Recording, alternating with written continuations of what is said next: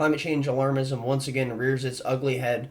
I believe this will be the next big encroachment from the state that will be used as a top-down system for a totalitarian control, much like how the COVID narrative was pushed on people to completely restructure their understanding of how they're supposed to orient themselves in the world so that they can avoid this effective floating abstraction that they can then be terrified of and we can wage war on that will then effectively destroy society and the economy, as well as completely annihilating the cultural norms and our capacity to interact with each other, as well as our bonds politically. Now, let's go ahead and jump into climate change. The Earth is heating up. Shocker, I know. It's summer and we're reaching record high temperatures, and because it's summer, people are freaking out about the heat. Because it's summer. So we've reached record high global temperatures. I believe we had a record of the highest recorded day in human history. But that's the thing. That's recorded human history since we've actually been keeping track of the temperatures and then also doing so accurately, which is another thing that needs to be taken into account. But here's the deal. Because we've been keeping track of this for so long, people talk about the fact that, oh, the planet is warming. It's like, yeah. And we're also off of the factor, if you look on the long-term scalability of the Earth's life cycle, we are coming off of an ice age. So the Earth would only be warming up from that standpoint alone. So we're going to be having the planet warm up no matter what, just on this fundamental. Climate change is real, we are affecting the planet, but what it really comes down to is the degree to which how we are affecting the planet. Because for some reason, people have been propagandized to such a heavy degree that they now believe that their fear of the sun monster should be something that then allows them to advocate for the fact that other people should be taxed into poverty.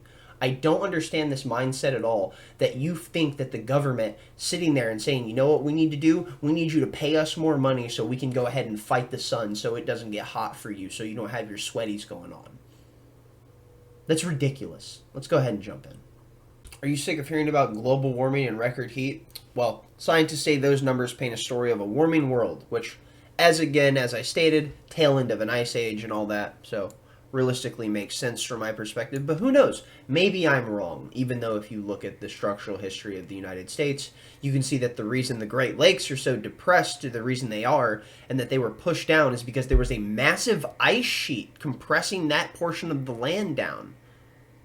So, again, go look into things like this. It's incredibly interesting. Go check out Randall Carlson. Go check out Graham Hancock. Phenomenally intelligent, wonderfully spoken. I love listening to these guys.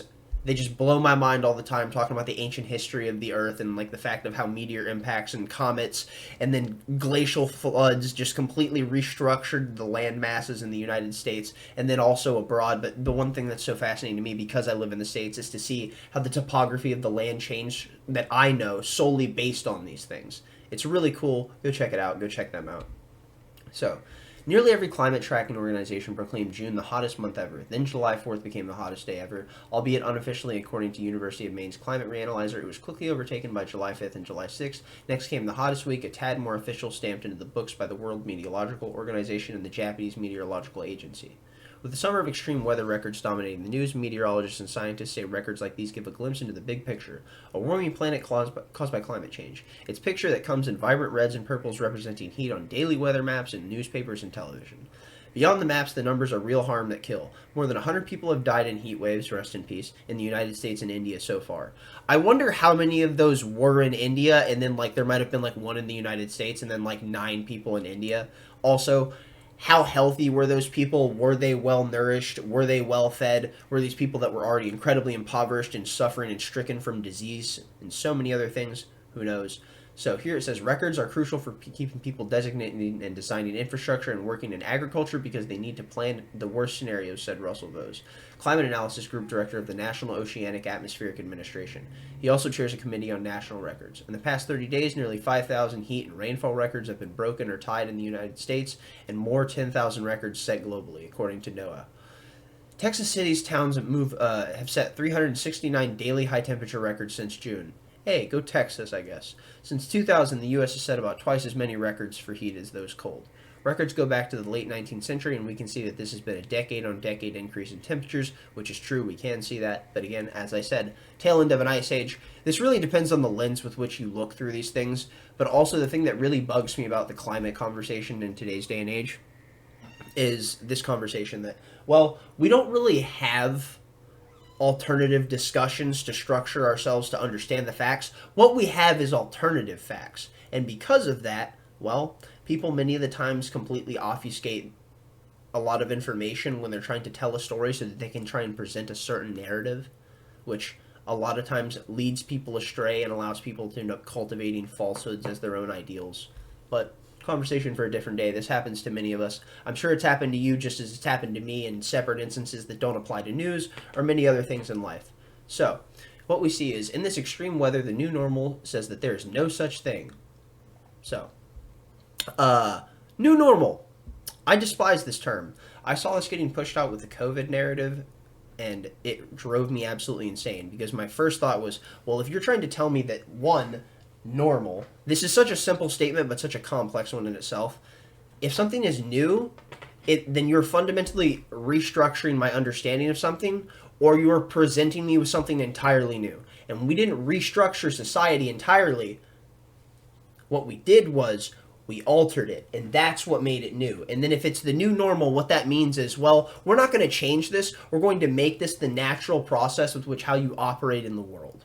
So, in this extreme weather, the new normal, there's no such thing, sometimes scientists say. And I don't know, man. It's like some scientists say. How much of a cop-out statement is this? Well, some scientists say, it's like, yeah, some scientists said that COVID was from a lab in Wuhan. Some people said it was of natural origin. Some people said that it was from animals interacting with each other. Some people said it was from people eating animals. Which is it? There's so many different things, and each one of these we're having people who were experts in science to say, well, this is what's happening. It's like, the science isn't always settled, and that's the whole thing with science, is that it stands up to scrutiny and questioning, and if you can't question it, then it's not science, it's propaganda. Summer in the Northern Hemisphere is playing out like an apocalypse movie, says CNN. A tale of heat, floods, fire, but scientists warn this may only be a preview of the unpredictable chaos to come if the world continues to pump out planet-heating pollution. Okay, let's talk about planet-heating pollution real quick. You know who pollutes the planet the most? The poor, the impoverished, the destitute, those in third world nations that have no access to cheap, clean energy. And by clean, I mean cleaner than what they would be using.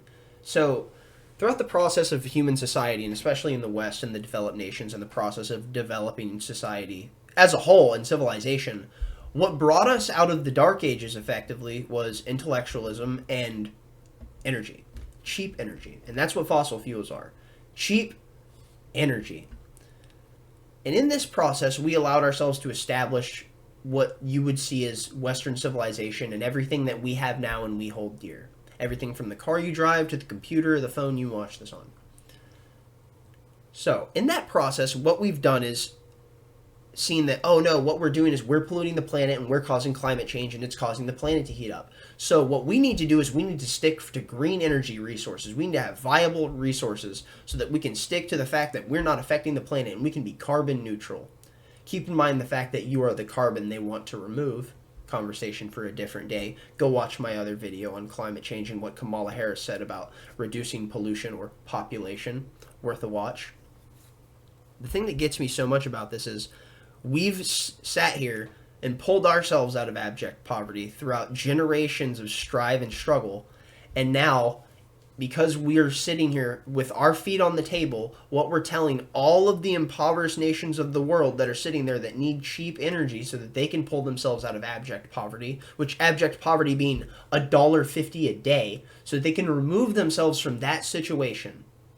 And what we're going to do is we're just going to pull the ladder up and say, no, you need to subject yourself to green energy policies because I know we didn't do it and we came through the process of uplifting ourselves, but you have to listen to us because we're the good guys and we know what's best for you. Doesn't matter the fact that this is going to keep you poor and impoverished and this isn't going to help you in the long run. No. What we're going to do is we're going to say that we're the good guys because it doesn't matter because we care about the planet. It doesn't matter about the people, which I care about people. I don't care about the fact of, oh, well, the planet, in 6,000 years, people won't be able to live properly. It's like, yeah, we'll probably have had a super volcano blow by then and decimate a quarter of a continent. But that isn't the point.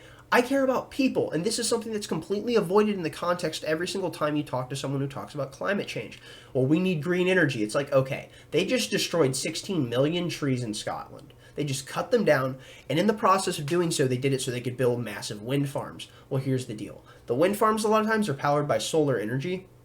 Those wind farms in Scotland with those massive solar turbines that are supposed to be powered by the sun, well, it's really cloudy in the UK and it rains a lot, so they don't get the sun that they need to actually be able to provide the power from the sun that it's generated after they spin in combination with the wind to generate electricity from the turbine spinning. So what they had to do is they powered a lot of them with diesel generators. We were farming green energy off of the back of fossil fuels and telling the impoverished people of the world, no, you can't have this. Too bad. Piss off. I'm pulling the ladder up on you.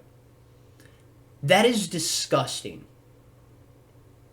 Just over halfway through July, and already a slew of extreme weather records have been broken. A prolonged, unrelenting heat wave has scorched long parts of South and Southwest United States. Temperatures in Phoenix, Arizona have hit at least 110 degrees Fahrenheit, which for normal people, that's what you would use, or 43.3 C for a record-breaking 19 consecutive days, and emergency departments are flooded with heat-related illnesses. Southern Europe is experiencing one of its most extreme heat waves on record.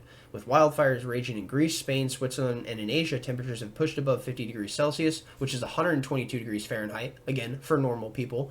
In China, while parts of South Korea, Japan, and northern India are experiencing deadly flooding. So, we saw the comment before about how people in India and the United States are dying, and I wonder where they're dying in India, because there are also people dying from flooding, and I wonder if they ended up correlating this data unintentionally with the amount of deaths.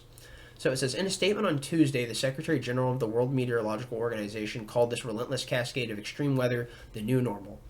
I despise this term on such a deep level, it is hard to convey in words. And I'm decently eloquent. I can speak fairly well. I'm not like some incredibly well-spoken and insanely articulate person, but my goodness, the degree to which I despise the normalization of the new normal is hard to put to words. But some scientists are now balking at the framing of the new normal. So, it says, when I hear it, I get a bit crazy because it's not really the new normal, said Hannah Cloak. Bless, a climate scientist and professor at the University of Reading in the UK. Until we stop pumping greenhouse gas in the atmosphere, we have no idea what the future looks like. Which is true.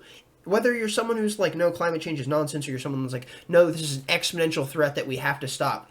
It's not the new normal. We haven't reached the new normal. What we're doing is escalating ourselves to a point which we will then end up at a stable operating standard, and that will be the place where we land and where humanity has to operate on the planet, and whatever temperatures the globe is pushing out for us to deal with then.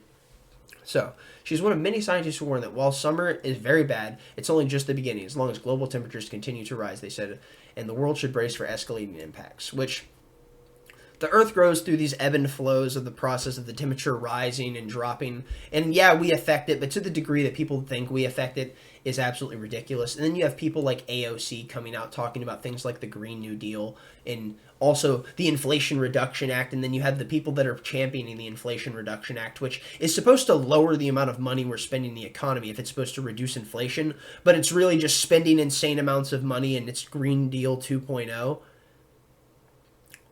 I can't believe that we're actually dealing with this. The fact that people think that printing money and using scrupulous amounts of cash just distributed from the Federal Reserve to try and fight the sun monster, to try and stop people from dealing with the heat, that is something that people want. And in that process, what that means, because of inflation, because they're going to be printing more money to fight climate change, because they believe it's going to take trillions of dollars to do so in the end to achieve carbon neutrality, it's not going to happen. You are the carbon they want to remove. Keep that in mind. Here's the deal. This comes with a higher tax burden on the civilian populace. And the people that push climate change and talk about the dangers of climate change all the time, well, a lot of times they're the individuals that are speaking about the nature of, well, this person's not making enough money. They're impoverished. This isn't right. This person needs a higher increase in their minimum wage. Their minimum wage needs to increase. This person needs a higher increase in base pay. Okay, so the person who's already taxed at 33% at every nook and cranny in the economy, you're advocating that that person who's already further impoverished get taxed even more, when the other principle that you're advocating for is that they need a 15 to 20% raise in pay to live a comfortable life operating safely in the economy. You cannot hold these two perspectives. You just simply can't. The idea that you would believe that people need a 15 to 20% raise in pay while also advocating for the fact that they are taxed at a minimum of 33% at every nook and cranny, at every single interaction, at every point in the economy. At minimum, that is immoral, and at best, you're a fucking moron.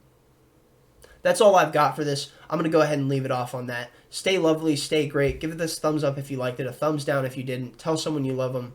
Peace out.